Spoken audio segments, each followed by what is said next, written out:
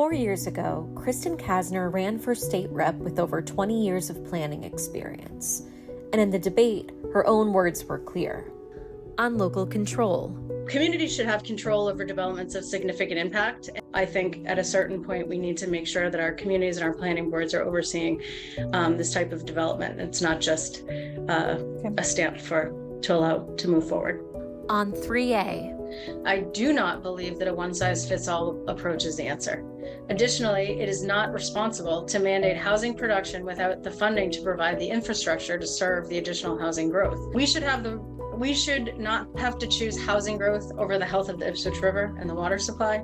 We need to balance our interests and do our part to provide housing in the right locations and keep in keeping with the character of our communities. On 40B. And I also agree that 40B started in 1969, while has provided many, many housing units, none of which have been in the character of our communities. Those were her words. Now let's look at her record. Representative Kassner voted no on an amendment that would have protected public safety grants from being tied to 3A compliance. She voted no on an amendment that would have delayed 3A enforcement until 2027. She voted no on an amendment that would have stopped 2027 grants from being conditioned on 3A compliance.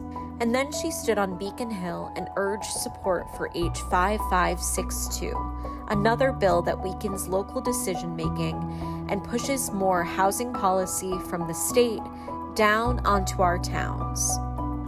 Furthermore, if you review her campaign donations from this election cycle, as of August 7th, 2026, almost 20% of contributions come from explicit real estate sources, including developers and lobbyists. So voters deserve to ask a simple question. When Beacon Hill's housing agenda conflicts with the needs of the towns she represents, whose side is Representative Kassner on?